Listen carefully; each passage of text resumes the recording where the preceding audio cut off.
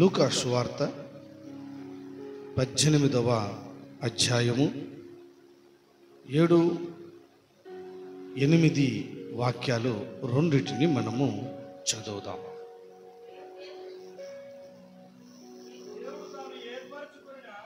దేవుడు తాను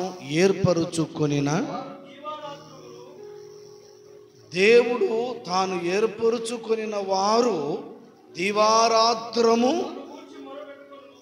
దేవుని గూర్చి మొరపెట్టుకొనుచుండగా వారికి న్యాయము తీర్చడా? వినండి. 7వ వాక్యంలో ప్రభువైన యేసుక్రీస్తుల వారే దానికంటే ముందు ఒక ఉపమానము చెప్పాడు. ఆయన ఏమిటా ఉపమానం అంటే, ఒక పట్టణములో దేవునికి భయపడక, మనుషులను లక్ష్య పెట్టక ఒక అన్యాయమైన న్యాయాధిపతి ఉన్నాడు.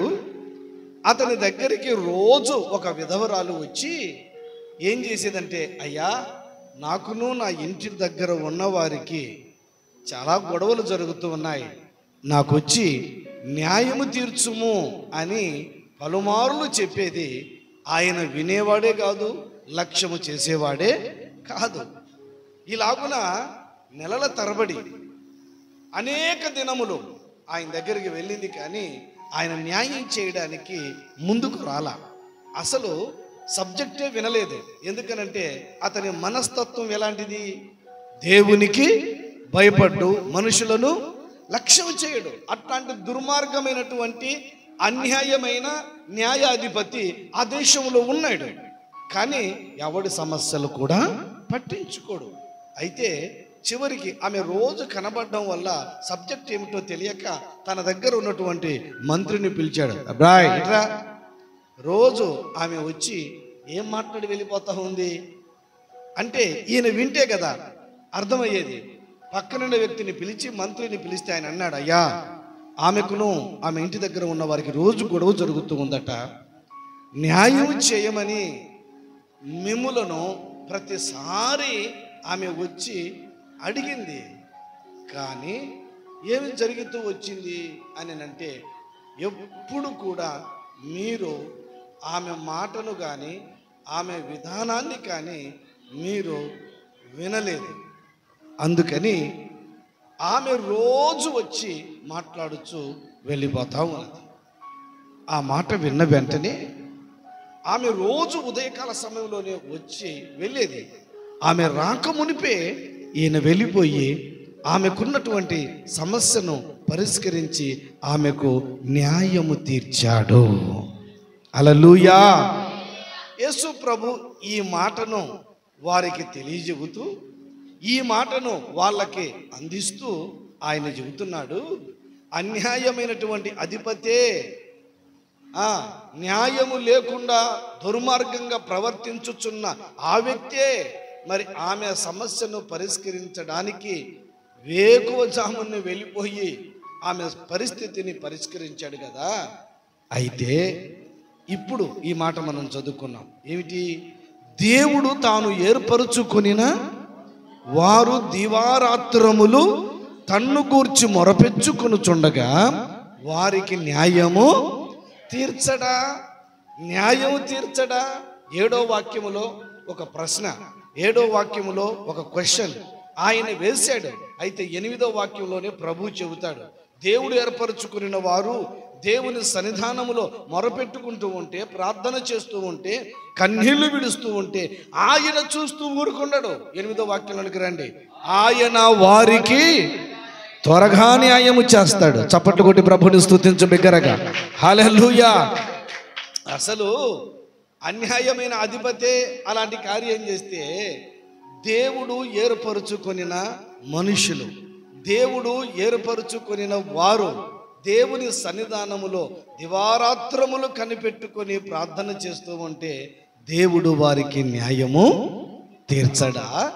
అయితే అంటాడు కదా ప్రభువే, త్వరగా వాళ్ళకి న్యాయము తీర్చును. ఆమేన్. ఈ కుటుంబంలో ఈ రోజున దేవుని యొక్క సన్నిధానములో దేవుని యొక్క సేవకులు జీవరత్నం అన్న ఆయన ఒక దైవజనుడుగా ఉండి పరిచర్య చేస్తూ ఉండి మంచిగా కొనసాగించబడుతూ ఉండి కూడా కుటుంబంలో దేవుని యొక్క సేవకులను పిలుచుకొని చక్కగా మనం ప్రార్థనా కూడికను ఏర్పాటు చేసుకోవాలి. దేవుడు చేసిన మేళ్లను, దేవుడు చేసిన ఆశ్చర్యమైనటువంటి కార్యాలను దేవుని సన్నిధానంలో తెలియజెప్పి ఆయనను ఘనపరచాలి, కృతజ్ఞతాస్తుతులను చెల్లించాలి అనేటువంటి ఒక మంచి మనసు కలిగి ఈ కూడికను ఏర్పాటు చేశాడు. ఆమేన్. ఇప్పుడు నేను చెప్తున్నాను, దేవుడు ఈ కుటుంబాన్ని కానీ సేవకులను కానీ ఆయన ఏర్పరుచుకున్నటువంటి వారు. ఆమేన్.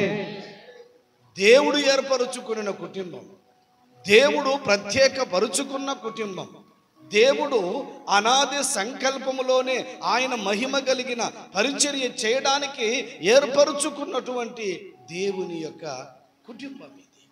అందుకని ఈ రోజున దేవుని యొక్క సన్నిధానంలో మనం తెలుసుకునే మాట ఏమిటో తెలుసునా? ఆయన త్వరగా తన కార్యములను జరిగించు దేవుడు. ఈ రోజున నా ప్రియ దేవుని బిడ్డారా, దానికి ఒక టైటిల్ ఏంటో తెలుసునా? దేవుడు త్వరగా కార్యమును చేసే దేవుడై ఉన్నాడు. ఈరోజు ఈ కుటుంబ ప్రార్థన లోనికి వచ్చిన మీ అందరి జీవితాల్లో నా దేవుడు, మన ప్రభు, ఆయన ఏం చేస్తాడనంటే, ఇంతవరకు నీ జీవితంలో ఎన్నో విషయాలు మొరపెట్టచ్చు, ఎన్నో విషయాలు దేవుని పాదాల చెంత కన్నీళ్లు విడుస్తూ ఇవి జరుగుతాయా, ఇవి జరగవా అని చాలాసార్లు చేసి నువ్వు వాటి విషయంలో సమస్యలు పోయినావు, వాటి విషయంలో అలసిపోయావు. ఆ దేవుని చిత్తం అయితే జరుగుద్ది, లేకపోతే లేదు అని వదిలిపెట్టేశావు. కానీ నా దేవుడు అంటున్నాడు, త్వరగా నేను న్యాయం చేస్తాను. హల్లెలూయా. త్వరగా నా కార్యములు నెరవేరుస్తా, త్వరగా నేను మీ కుటుంబములో ఒక అద్భుతమును చేస్తాను, త్వరగా పరిచర్యలో ఒక న్యాయం చేస్తాను అని దేవుడు ఈ రోజున మాట్లాడుచూ ఉన్నటువంటి ప్రభు. కనుక ఈ రోజున నా ప్రియ దేవుని బిడ్డలారా, మొట్టమొదటిగా ఆయన ఎవరికి ఎలా ఉంటే ఆయన త్వరగా న్యాయము చేస్తాడు, కార్యములను చేస్తాడు అని మనం దేవుని యొక్క వాక్య భాగములో చూచినప్పుడు ఫస్ట్ పాయింట్ ఏంటో తెలుసా? చదవండి. దేవుని సన్నిధానములో ఒక అబ్రహాము దగ్గర నుండి బయలుదేరి వెళ్ళిన ఎలియాజరు ఒక చిన్న ప్రార్థన చేస్తూ ఉన్నాడు. ఆయన ప్రార్థన చేసేటప్పుడు ఎలాంటి పదాలు ఉపయోగించాడో అలాంటి పదాలు కనుక ఈ రోజున నీవు నేను ఉపయోగించి ఆయన సన్నిధానంలో ప్రార్థన చేస్తే అద్భుతం, ఆశ్చర్యమైన కార్యం వెంటనే ఆయన జరిగించబోతూ ఉన్నాడు.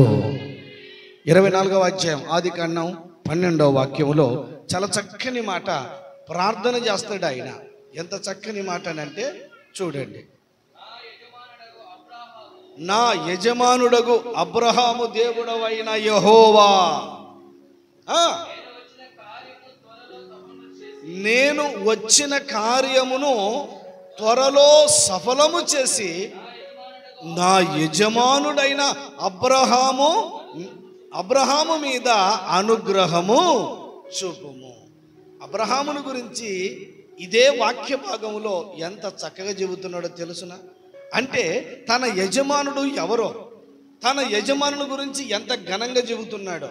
నా యజమానుడైన అబ్రహాము దేవుడైన యెహోవా అనే పదాన్ని చెప్పి మరలా లాస్ట్లో కూడా చెబుతాడు, నా యజమానుడైన అబ్రహాము మీద నీ అనుగ్రహము చూపము. ఈ రెండిటికి మధ్యలో బాగా వినండి, ఈయన అంటాడు కదా, నేను వచ్చిన కార్యమును, చదవండి ఆ పాటను, నేను వచ్చిన కార్యమును, అమ్మా, నేను వచ్చిన కార్యమును త్వరలో సఫలము చేసి, చాలు చాలు, నేను వచ్చిన కార్యమును త్వరలో సఫలము చేసి. అంటే ఈ రోజున నేను చెబుతున్న మాట ఏంటంటే, దేవుడు నీకు ఇచ్చిన వాగ్దానము ఏమిటనంటే ప్రభువే చెప్పాడు. ఏమని? దేవుడు ఏర్పరచుకొనిన వారు దేవుని సన్నిధానంలో దివారాత్రములు కనిపెట్టుకొని ప్రార్థన చేస్తూ ఉంటే దేవుడు వారికి త్వరగా న్యాయము చేయడా? దానికి వస్తే మనకు త్వరగా న్యాయము చేయును. ఆమేన్.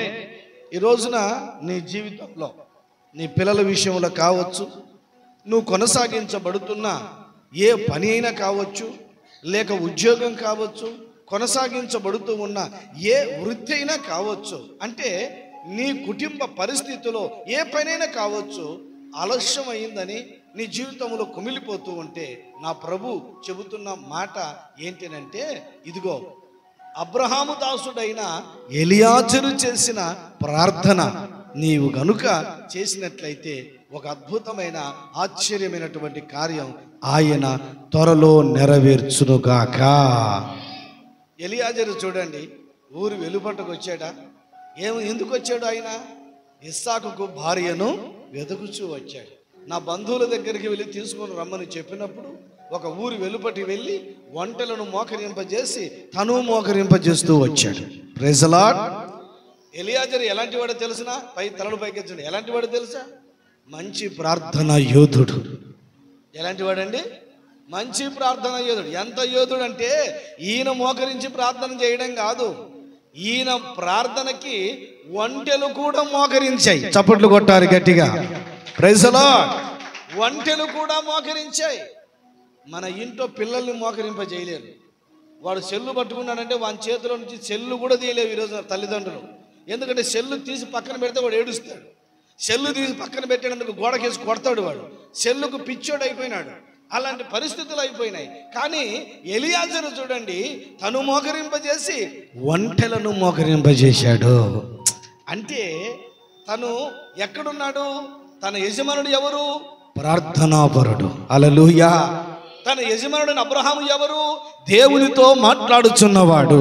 తన అబ్రహాము యజమానుడు ఎవరు అని మనము ఆలోచన చేస్తే, నా ప్రియ దేవుని బిడ్డారా, విశ్వాసులకు తండ్రిగా మార్చబడినటువంటి వాడు అబ్రహాము. ఎవరయ్యా అంటే, అబ్రహాము నాకు స్నేహితుడు అని దేవుని ద్వారా పిలువబడినటువంటి వాడు.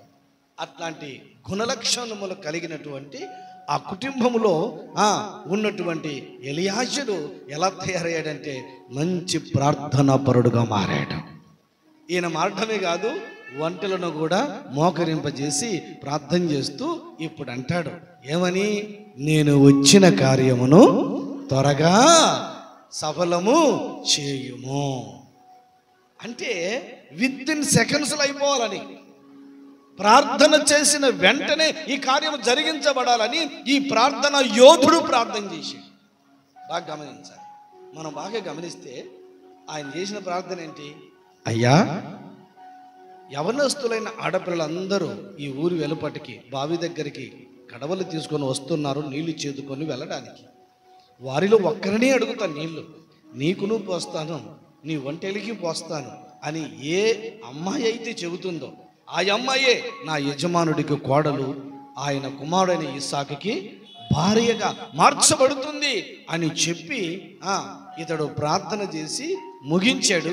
ఈయన చేసిన ప్రార్థన ఏంటంటే, నేను వచ్చిన కార్యము త్వరలో సఫలమవునుగాక. హల్లెలూయా. ప్రార్థన చేశాడు, ముగించాడు. అద్భుతం ఏంటంటే, ఆశ్చర్యమైన కార్యం ఏంటంటే, వెళ్ళిపోతా ఉంది ఒక అమ్మాయి. చాలామంది వెళ్ళిపోతున్నారు, వారిలో ఒక్కరినే పిలిచాడు. అమ్మా, దాహానికి నీళ్లు ఇవ్వమన్నాడు. వెంటనే ఆయన దాహాన్ని తీర్చింది. అయ్యా, నీకు మాత్రమే కాదు, నీ ఒంటెలకు కూడా నేను పోస్తానని చెప్పి ఒంటెలకు కూడా నీళ్లు చేది పోసింది. అద్భుతం. ఆమేన్. ఇప్పుడు కార్యం ఆలస్యం జరిగిందా, త్వరగా జరిగిందా? చెప్పాలి. ఎలా జరిగింది? త్వరగా ప్రార్థన చేశాడు, ముగించాడు. అంటే ఈ రోజున నీ ప్రార్థన జీవితంలో, నీ ప్రార్థనలో ఒక అద్భుతమైన ఆశ్చర్యమైన కార్యం త్వరగా జరిగించబడాలంటే నీ ప్రార్థన ఎలా ఉండాలంటే, ఒంటెలను కూడా మోకరింపజేయగలిగిన ప్రార్థనా వీరుడుగా మార్చబడదువుగాక. మన పిల్లలను మోకరింపజేయాలి. మన కుటుంబంలో మనం కుటుంబ ప్రార్థన కూడా ఏర్పాటు చేసుకోవాలి సమయం ఉన్నప్పుడల్లా. అందుకని యెహోషువ అంటాడు, నేనును నా ఇంటి వారును యెహోవాను సేవించదము అని ఆయన మాట్లాడతాడు. అందుకని నా ప్రియ దేవుని బిడ్డలారా, వెంటనే ఆమెను అడిగాడు, అమ్మా, మీ తల్లిదండ్రులు ఎవరు, మీ ఇల్లు ఎక్కడ, మీ అడ్రస్ ఎక్కడ అని అడిగి ఆమె వెంబడి వెళ్ళిపోతే చివరికి జరిగింది ఏంటంటే, ఎప్పుడో పంపించాల్సినటువంటి వాళ్ళు చివరికి ఇప్పుడే తీసుకుని వెళ్ళుము ఆమెనని చెప్పి ఎలియాజరుతో పంపించారు. గట్టిగా చప్పట్లు కొట్టి ప్రభుని స్తుతించండి. హల్లెలూయా. మన దేవుడు ఎవరయ్యా అంటే, త్వరగా కార్యమును సఫలము చేసే దేవుడు. నేను విశ్వసిస్తున్నాను, నేను దేవుని సన్నిధానంలో మనసారా కోరుకుంటున్నాను, ఇక్కడికి వచ్చిన మీ అందరి ప్రార్థనలను విని దేవుడు త్వరలో ఆయన కార్యాన్ని సఫలము చేయబోతూ ఉన్నాడు. ఆమేన్. అందుకనే వాక్యంలో రాయబడి ఉంది, ఈ రోజున మొట్టమొదటిగా ఎవరి ప్రార్థనలు దేవుడు త్వరగా ఆలకించగలుగుతాడు అని అంటే ఎలియాజరు వలె, బాగా వినండి, ఎలియాజరు వలె ఒక ప్రార్థన, బలమైన ప్రార్థన ఎవరైతే చేయగలుగుతారో వాళ్ళ జీవితంలో దేవుడు త్వరగా వాళ్ళ కార్యమును సఫలము చేయునుగాక. ఈ రోజున ఒక వాక్యం 115వ కీర్తనలో 14వ వాక్యంలో, యెహోవా మిమ్మును మీ పిల్లలను ఆశీర్వదించి అభివృద్ధి చేసి విస్తరింప చేయునుగాక అనే మాటను అక్కడ మనం చదువుతాం. కీర్తనలు 115వ కీర్తన 14వ వాక్యం, యెహోవా మిమ్మును మీ పిల్లలను వృద్ధి పొందించును. చాలు చాలు, దేవుడు యెహోవా మిమ్ములను మీ పిల్లలను ఏం చేస్తాడట? వృద్ధి పొందించును. నంబర్ 1 పాయింట్, ఎవరైతే ఒంటెలను మోకరింపజేయగలిగిన ప్రార్థనా జీవితం కలిగి ఉంటారో, ఎవరైతే బలమైన ప్రార్థనా జీవితం కలిగి ఉంటారో వాళ్ళ జీవితంలో దేవుడు త్వరగా కార్యమును నెరవేర్చును. రెండో విషయాన్ని చెబుతాను, అదేంటిదంటే చాలామంది కుటుంబ సమస్యల చేత, వాళ్ళు పడుచున్న బాధలు, వాళ్ళు ఎదుర్కొంటున్న సమస్యలు వలన ఏమైపోయారంటే కృంగిపోయిన అనుభవంలోనికి వెళ్ళిపోయారు. అంటే దేవుడు ఇక నాకు చేయడు, నా పరిస్థితులలో నుంచి నేను బయట పడలేను, నా జీవితంలో మేలు జరగదిక, అయిపోయింది నా చరిత్ర, అయిపోయింది నా పరిస్థితి అని అనుకుంటున్న వారి జీవితంలో దేవుడే ఒక వాగ్దానం చేశాడు. Praise the Lord. యెషయా గ్రంథము 51:14, యెషయా గ్రంథం 51వ అధ్యాయం, యెషయా గ్రంథము 14వ వాక్యం, కృంగబడిన వాడు త్వరగా విడుదల పొందును, అతడు గోతిలోనికి పోడు, చావడు, అతనికి ఆహారము తప్పదు. దేవునికి మహిమ కలుగును గాక. గట్టిగా చెప్పండి అందరు హల్లెలూయా, గట్టిగా చెప్పండి హల్లెలూయా. కృంగిపోయిన వాడు ఎలా ఉంటాడట? వాక్యం చూడాలి మీరు. కృంగిపోయిన వాడు త్వరగా విడుదల పొందుతాడు. ఈరోజు నువ్వు అనుకుంటున్నావు, కృంగిపోయాను, నలిగిపోయాను, సమస్యలు నిన్ను వెక్కిరించాయి, శత్రువులు చూసి నిన్ను నవ్వుకున్నారు, నీ పరిస్థితి అయిపోయింది, ఇక అంతే. సాతానుడు కూడా అల్లంత దూరాన నిలబడి హహహ అని నవ్వి, వాడు కూడా నీ నాశనాన్ని కోరుకొని, శత్రువులు నీ నాశనాన్ని కోరుకొని, సమస్యలు నీ నాశనాన్ని కోరుకొని ఇక అయిపోయింది అని అంటూ ఉంటే, నా దేవుడు అంటాడు, ఇంతవరకు కృంగిపోయావు, ఇంతవరకు నలిగిపోయావు, ఇంతవరకు వేదన పడ్డావు, బాధపడ్డావు, భయపడవద్దు, త్వరగా నిన్ను నేను విడుదల కలుగు చేస్తున్నాను. చప్పటి కొట్టి ప్రభుని స్తుతించుదాం బిగ్గరగా. హల్లెలూయా. కృంగబడిన వాడు త్వరగా ఏమైపోతాడు? ఇప్పుడు విడుదల పొందుతాడు. ఈరోజు ఏ సమస్యలతో ఉన్నా, ఏ పరిస్థితుల్లో వచ్చి ఈ ప్రార్థనలో నీకు వచ్చి ఉన్నావో, కృంగిపోయిన అనుభవంలో నువ్వు ఉన్నావో, దేవుడు నిన్ను త్వరగా విడుదల కలుగు చేసి ఆయన సన్నిధానములో నిలవబెట్టునుగాక. ఆమేన్. చాలాసార్లు కృంగిపోయిన అనుభవాలు, కృంగిపోయిన జీవితం, ఎవరు ఆదరించలేక, ఎవరు ప్రేమను నువ్వు దగ్గరికి నీ దరికి రాక దూరంగా నిలిచి ఉంటే అనేక సార్లు ఏడ్చినటువంటి సందర్భాలు ఉన్నాయి. యేసేపు జీవితంలో కూడా అదే జరిగింది. సొంత అన్నలే కొట్టారు, సొంత అన్నలే గుంటలో పడవేశారు. వాక్యం ఏమంటుందనంటే, కృంగబడిన వాడు త్వరగా విడుదల పొందుతాడు. అన్నలను వేడుకున్నాడు, నన్ను కొట్టొద్దు, ఈ గుంటలో వేయొద్దు. వేశాడు. గుంటలో వేసిన తర్వాత మొరపెట్టాడు. వెంటనే దేవుడు అక్కడి నుంచి గుంటలో నుంచి విడుదల కలుగు చేస్తూ వచ్చాడు. డబ్బులు కమ్మేసుకున్నారు. ఐగుప్తు దేశంలో సంతలో నిలవబెట్టి ఒక పశువులాగా అమ్మేసేశారు. బాగా వినండి నా ప్రియ దేవుని బిడ్డలారా, ఒక పోతిఫరు ఇంట్లోనికి వెళ్ళిపోయి జీవితం అంతా బాగానే ఉంది, సంతోషంగా ఉంది అని అనుకుంటున్న సమయంలో జరిగింది ఏమిటి? యజమానురాలు ద్వారా నిందలు, అవమానాలు, చెయ్యని పాపానికి, చెయ్యని నేరానికి అనవసరమైన నిందలు, అనవసరమైన పరిస్థితులు. దానివల్ల అతన్ని బంధించి జైల్లో వేశారు. ఎంత కృంగిపోయాడండి! బంధువులు ఉన్నారా? అన్నదమ్ములు ఉన్నారా? తల్లిదండ్రులు ఉన్నారా? ఎవ్వరూ లేరు. పలకరించే నాదుడు లేడు. యేసేపు నీ పరిస్థితి ఎలా ఉంది అని అడిగే నాదుడు కూడా లేడు. ఎంత కృంగిపోయాడో, నలిగిపోయాడు. అయితే వాక్యంలో రాసినది ఏంటో తెలుసా? రాజుకు కల వచ్చింది. కలకు అర్థం చెప్పేవాడు ఎవరూ లేడు ఐగుప్తు దేశంలో. కానీ యేసేపును ఎలా పిలిపించాడో దేవుడు తెలుసునా? ఆ పదం చదివితే, ఆ వాక్యం చదివితే ఎంత ఆశ్చర్యం వేస్తుందో. ఆదికాండం 41వ అధ్యాయము 14వ వాక్యం. ఎంత చక్కని మాట! చదవండి ఆ మాట. ఆదికాండం 40. బాగా ఫరో యేసేపును పిలువనంపెను కాబట్టి చెరసాలలో నుండి, అది పాయింట్, చెరసాలలో నుంచి ఎలా రప్పించాడట? త్వరగా రప్పించాడు. ఆలస్యం లేదు ఇక. ఎందుకనంటే కృంగిపోయాడు. అన్నలు, రక్త సంబంధికులు, బంధుమిత్రులు కొట్టి అతన్ని హింసించి అతని మీద పగ పెంచుకొని నానా బాధలు పెట్టారు. కృంగిపోయాడు. గుంటలో పడవేశారు, కృంగిపోయాడు. సంతలో నిలవబెట్టారు, కృంగిపోయాడు. జైల్లోకి వచ్చాడు. మరి నా ప్రియ దేవుని బిడ్డలారా, 17 సంవత్సరాల్లో తండ్రి ఇంటిని విడిచి అతడు, బాగా వినండి, ఈ ఐగుప్తు దేశం ఆ ప్రాంతానికి వచ్చినప్పుడు దాదాపుగా 12 సంవత్సరాల తరువాత కూడా, అంటే 13 సంవత్సరాలు భయంకరంగా కృంగిపోయిన అనుభవంలో ఉంటే అద్భుతంగా, ఆశ్చర్యకరంగా యేసేపును ఎలా పిలిపించాడంటే, వాడిని త్వరగా పిలవండి అని చెప్పాడు రాజు. హల్లెలూయా. అంటే కృంగిపోయిన వారిని, నలిగిపోయిన వారిని చూస్తూ ఊరుకుండే దేవుడు నా దేవుడు కాదు. త్వరగా వారిని ఏం చేస్తాడంట? ఆయన విడుదలను కలుగు చేస్తాడు. యేసేపును త్వరగా పిలిపించాడు. పరిగెత్తారు. యేసేపు అంటే ఎవరయ్యా ఇక్కడ? జైల్లో నేనేనయ్యా. త్వరగా రాజు పిలుస్తున్నాడు, రెడీగా. ఎందుకంటే గడ్డం పెరిగిపోయింది, జుట్టు పెరిగిపోయింది. మొత్తం సేవింగ్ చేసి మంచి వస్త్రాలను ధరింపజేసి స్నానం చేయించి రా పరిగెత్తో అని చెప్పేసి రాజు దగ్గరికి నిలవబెట్టారు. అద్భుతం ఏంటంటే రాజు కల చెప్పాడు, అర్థం చెప్పాడు. తర్వాత అక్కడ కూడా అంటాడు, నా దేవుడు తెలియజెబితేనే నేను తెలియజెప్పగలను కానీ లేకపోతే నా చేత కాదు.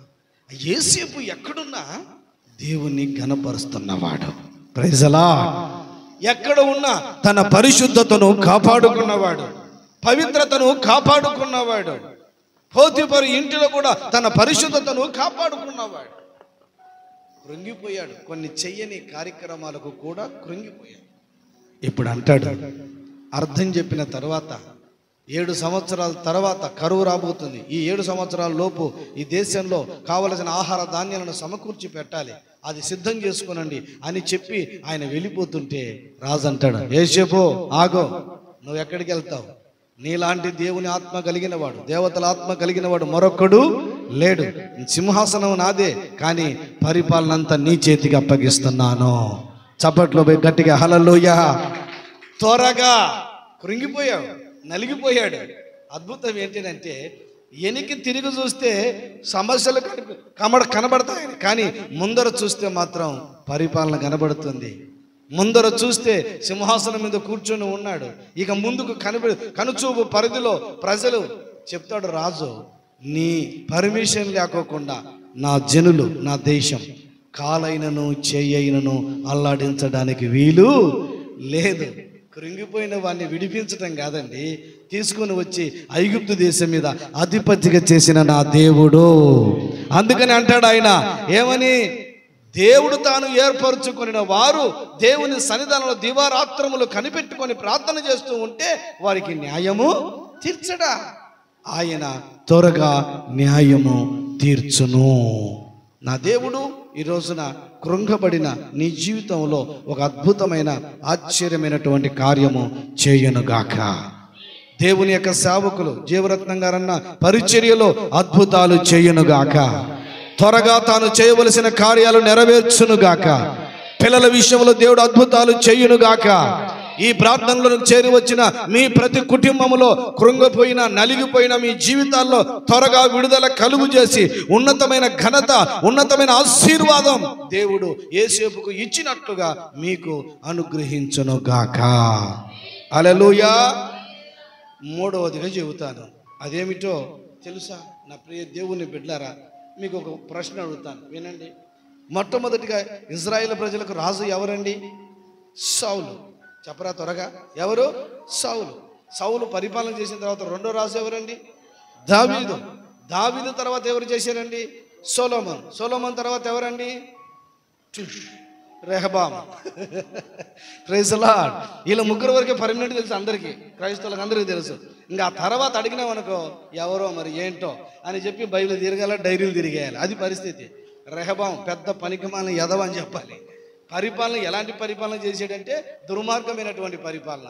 ఎంత పరిపాలన చేశాడంటే ఇజ్రాయేల్ ప్రజలందరూ కూడా ధర్మశాస్త్ర గ్రంథాన్ని విసర్జించేసినారంట. అంతే, దేవుణ్ణి కూడా విసర్జించారు, దేవుణ్ణి మరిచిపోయారు. అంతటి భయంకరమైనటువంటి పాలన చేశాడు రెహబాము. అప్పుడు దేవుని యొక్క సన్నిధానంలో దేవుని ఉగ్రత దిగి వచ్చింది. దేవుని ఉగ్రత దిగి వచ్చింది. అప్పుడు దైవజనుడు షమయ అనబడుచున్న దైవజనుడు లేచాడు. బాగా గమనించండి, దేవుడు ఏం చేశాడంటే ఉగ్రత ఎలా దిగి వచ్చింది? ఐగుప్తు దేశాన్ని పరిపాలన చేస్తున్నాం షిషేక అనబడుచున్న ఆ రాజును లేవనెత్తి అతని మీదకి దండెత్తి వెళ్ళాడు. అందులో లూబీలని, సుక్కీలని, కూషీలని లెక్కకు మించిన విస్తారమైన సంఖ్య వచ్చి ఈ యెరూషలేము చుట్టూ మోహరించారు. అప్పుడు రెహబాము ప్రజలందరూ కూడా గడగడగడలాడిపోయారు.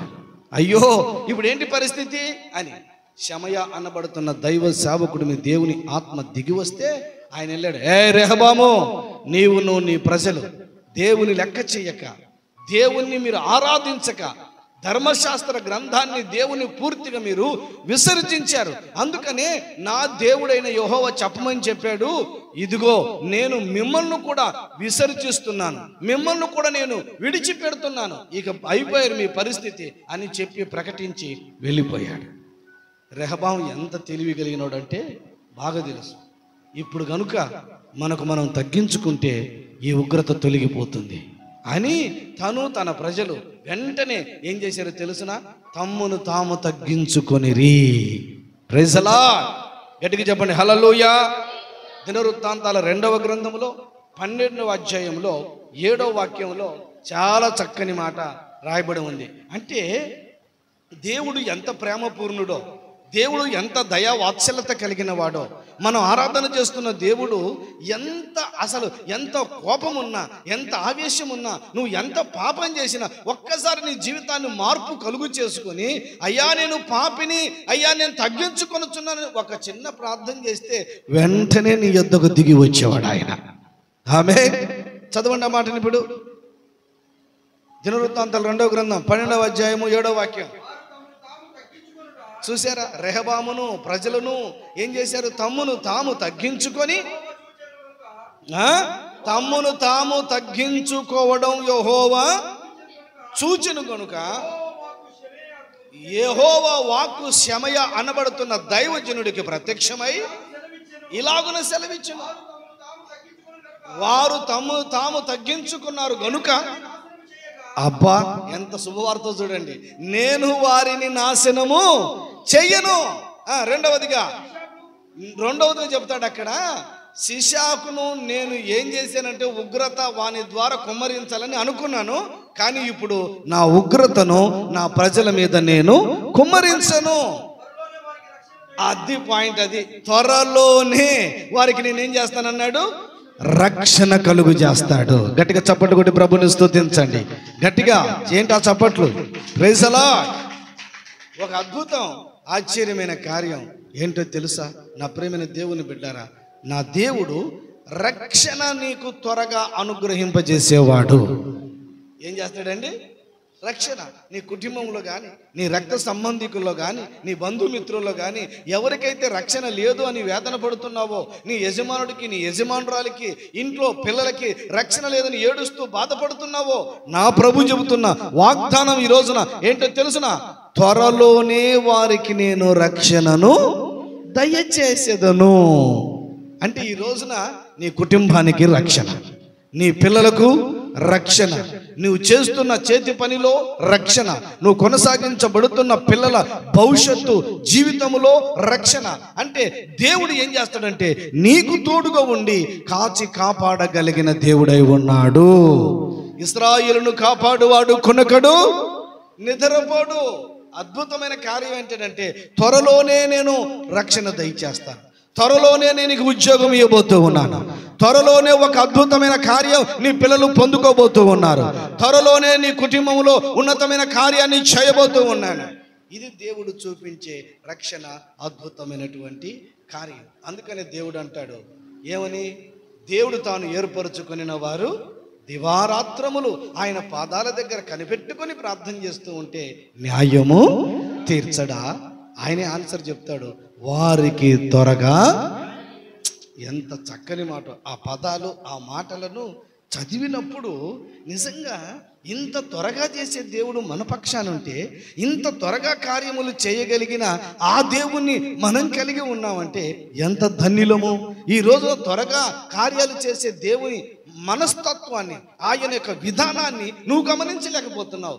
ఆయన తన కార్యములు చేయడానికి నీ ఇంటిలోనే ఉన్నాడు. Praise the Lord. నీ హృదయంలో ఉన్నాడు, నీ ఎప్పుడు నీ ఎంబడే నడుస్తున్నాడు, నీకు తోడుగా ఉన్నాడు. కాకపోతే నువ్వేంటంటే ఆయన విధానాన్ని గమనించలేకపోయావు, ఆయన యొక్క కార్యములు చేసే ఆయన హృదయానికి నువ్వు దగ్గర కాలేకపోయావు. అందుకని నా ప్రియ దేవుని బిడ్డారా, దేవుడు త్వరగా న్యాయమును చేసే దేవుడై ఉన్నాడు. జక్కయ్యని పిలిచాడు చెట్టు మీద ఉంటే, జక్కయ్య త్వరగా కిందికి దిగిరమ్ము అని అంటే దేవుడు పిలిచిన వెంటనే త్వరగా దిగి వచ్చి త్వరగా ఇంట్లోనికి చేర్చుకున్నాడంట ప్రభుని. ఆమె త్వరగా ఇంట్లోనికి చేర్చుకుంటే ప్రభు అన్నాడు, ఈ ఇంటికి నేడు రక్షణ వచ్చింది. చప్పటి కొట్టి ప్రభుని స్తుతించబేకరగా హల్లెలూయా. ఈ ఇంటికి నేడు రక్షణ వచ్చింది, ఇతడు అబ్రహాము కుమారుడే అని దేవుడు జక్కయ్యను గురించి మాట్లాడుతూ వచ్చాడు. అంటే ఈ రోజున నేను చెప్పే మాట ఏంటంటే భయపడవద్దు, దేవుడు నీతోనే నడుస్తాడు, దేవుడు నీ పిల్లలతో నడుస్తాడు. ఎందుకంటే రక్షణ, దీవెన, కాపుదల అనుగ్రహించే దేవుడు నీతోనే ఉండునుగాక. చివరికి ఒక మాట చెప్తాను, నీవు నూరంతలు ఫలించాలని, త్వరగా ఎన్నంతలు ఫలించాలని, నూరంతలు ఫలించాలని దేవుడు కోరుకుంటున్నాడు. అయితే విచిత్రమైన సంగతి ఏంటంటే నీవు మంచి నేలన పడిన విత్తనములాగా మార్చబడదువుగాక. మంచి నేలన పడిన ఒక విత్తనం ఎలాగున నాటబడుతుందో ఆ మంచి నేలలో నాటబడిన విత్తనం అట చాలా చక్కగా రాసింది మార్కు సువార్తలో. తర్వాత చదువుకున్నాడు 4వ అధ్యాయంలో 8వ వాక్యంలో. ఆ మంచి నేలన పడిన విత్తనం ఏమైందంటే 30 అంతలుగాను, 60 అంతలుగాను, 100 అంతల ఫలం ఇచ్చేసేసింది. Praise the lord. 30 అంతలు, 60 అంతలు, 100 అంతలు, ఇదంతా కూడా త్వరగా జరిగిపోయిన ప్రక్రియ. అందుకని ఈ రోజున నేను చెబుతున్న మాట ఏంటో తెలుసునా? జీవము కలిగిన దేవుని సంఘములో నువ్వు నాటబడాలి. Praise the lord. ఆది అపోస్తుల ఉపదేశంలో నువ్వు నాటబడితే 100 అంతలు నువ్వు ఫలిస్తావు, 100 అంతలు నీ పిల్లలు ఫలిస్తారు. నువ్వు కొనసాగించబడుతున్నా, నువ్వు తలపెట్టిన ఏ కార్యక్రమంలోనైనా కానీ 100 అంతల ఫలము దేవుడు నీకు అనుగ్రహించునుగాక. ఇస్సాకు కరువు కాలంలో విత్తనం వేసాడండి, ఎన్నంతల ఫలము పొందాడు? గట్టిగా చెప్పండి, ఎన్నంతలు? అద్భుతం, ఆశ్చర్యమైన కార్యం. అందుకనే కొంతమంది కాలువ ప్రక్కలో నాటబడి ఉంటారు, కొంతమంది బురద గుంటలో నాటబడి ఉంటారు, కొంతమంది ముళ్ళ పొదల్లో నాటబడి ఉంటారు. వీళ్ళ వల్ల ఎవరికి ఉపయోగం ఉండదు, సమాజానికి ఉపయోగం ఉండదు, సంఘానికి ఉపయోగం ఉండదు. మంచి నేలను పడితే నీవు అనేకులకి ఆహారం అవుదువుగాక. Praise the lord. మురికి కాలువలో మంచి టమోటా చెట్టు పండ్లు విరగ్గాసింది, వెళ్ళి కోసుకొచ్చుకుంటావా?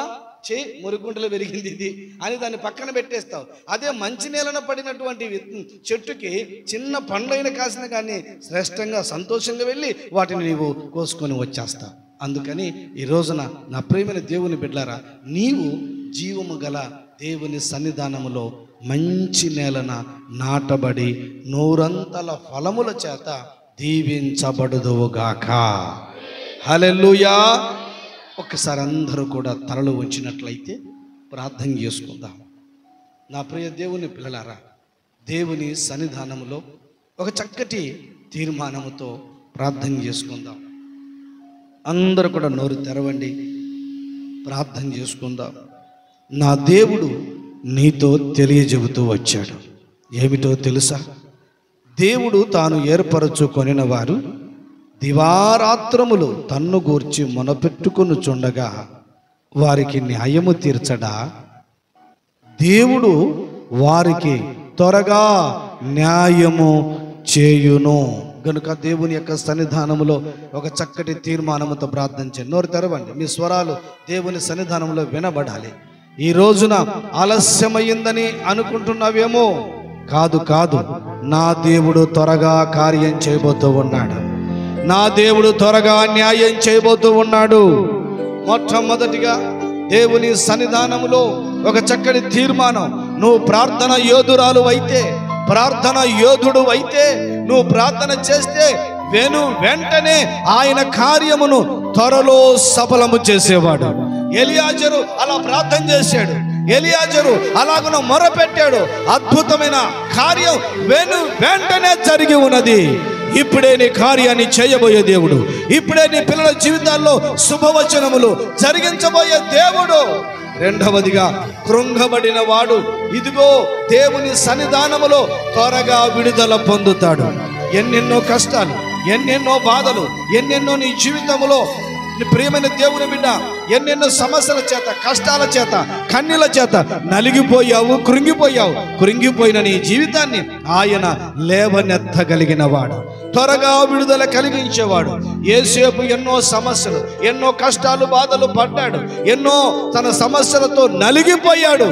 కానీ దేవుడు విడుదలనిచ్చాడు, ఒక అద్భుతమును చేశాడు ఆయన. నా ప్రియ దేవుని బిడ్డలారా, కృంగిపోయావని, నలిగిపోయానని, సమస్యలు, శత్రువులు ఇదిగో ఈ రోజున నిన్ను పరిహాసము చేశారని, ఎగతాళి చేశారని ఏడుస్తూ కూర్చున్నావా? కలవరపడవద్దు. ఇప్పుడే దేవుడు విడుదల కలిగించబోతూ ఉన్నాడు. కృంగబడిన నీ జీవితము, కృంగబడిన నీ పరిస్థితులు లేపబడబోతూ ఉన్నాయి. యేసేపు వలె దేవుడు నిన్ను ఆశీర్వదించబోతూ ఉన్నాడు. యేసేపును వలె దేవుడు ఘనపరచబోతూ ఉన్నాడు. మూడవదిగా, త్వరలోనే రక్షణ నీకు, నీ కుటుంబానికి. త్వరలోనే నీ బంధువులకు రక్షణ. త్వరలోనే నీ కుటుంబము చుట్టూ దేవుడు కంచె వేసి కాపాడే ఆ క్షణము ఇప్పుడే దేవుడు చెబుతూ ఉన్నాడు. రెహబాముతోనూ ప్రజలతోనూ దేవుడు చెబుతూ ఉన్నాడు, ఇదిగో నేను వారిని నాశనము చేయను, వారి మీద ఉగ్రత కుమ్మరించను, త్వరలో వారికి నేను రక్షణ దయచేస్తాను. నా ప్రియ దేవుని బిడ్డలారా, నాలుగవదిగా, మంచి నేలన పడిన నీవు నూరంతల ఫలము ఫలించుదువుగాక. మంచి నేలన పడాలి, జీవము కలిగిన దేవుని సంఘములో నాటబడాలి. అప్పుడే నీ జీవితంలో ఒక గొప్ప అద్భుతమైన కార్యం, ఆశ్చర్యమైనటువంటి కార్యం నా దేవుడు చేయబోతూ ఉంటూ ఉన్నాడు. అందరము కూడా నోరు తెరిచి ప్రార్థన చేసుకుంటాం.